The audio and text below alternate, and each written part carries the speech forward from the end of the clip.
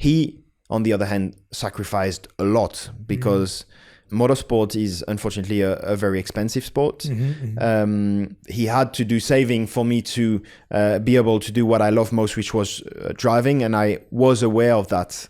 And also the fact that obviously my mum, he couldn't see my mum that much because he was always with me on races.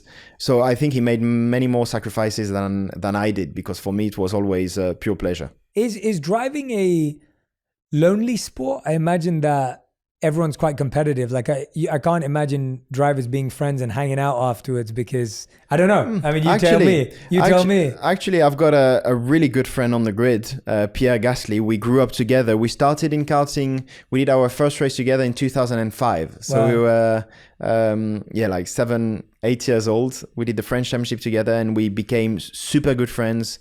Our family are super close as well. So we used to go on holidays together. And then we found ourselves in Formula 1 now. So, but trust me, as soon as I close the visor and I'm with a helmet, he's nobody anymore. And that's the same for him. And we know that. But whenever we are outside the car, we have a really, really strong friendship. So you can have friends, but it's very difficult to create friendships if you didn't know that person before getting into Formula 1, because it's such a competitive world.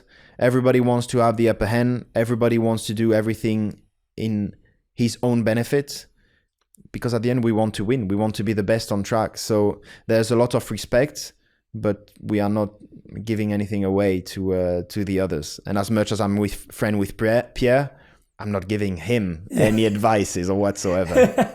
I just want to beat him as much as I want to beat everybody else on track.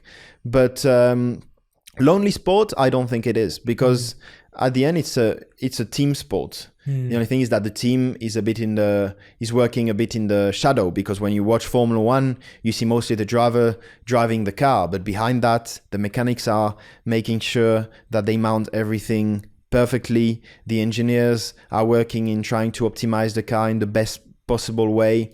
Then there's a lot of strategy during the race. So there are many people in the background speaking and connected to me through the radio. So I need to speak with the guys on in the pits while I'm driving, and it's a big part of racing. What are your dreams and visions of, wanting to be one of the best and winning a world championship? What would that mean to you? Like, how important is that? What does that mean to you? What would it feel like? Like, what fuels you and drives you to go in that direction? Just to be the number one. Just the feeling of the victory. Obviously, I won a few races in Formula 1, and the feeling that you get once you get that win is incredible, because you've done the best on track, but it depends on so many other people doing the right thing.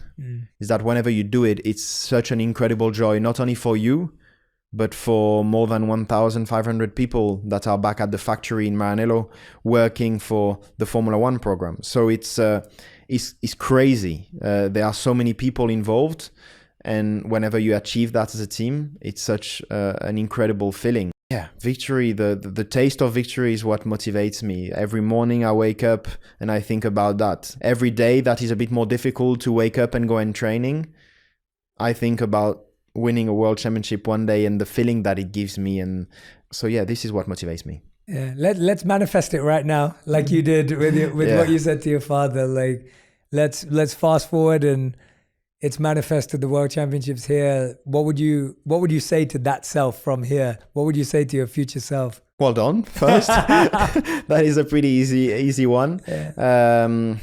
To remember all your career journey. And your journey, and to remember every single difficult moments where you thought you wouldn't make it. These difficult moments that I went through my career, sometimes you tend to think, I'm not gonna make it to Formula 1, I'm not gonna make it to become a world champion. So if I become world champion, I will tell that to myself, to think about every single moment where I thought this wouldn't be possible.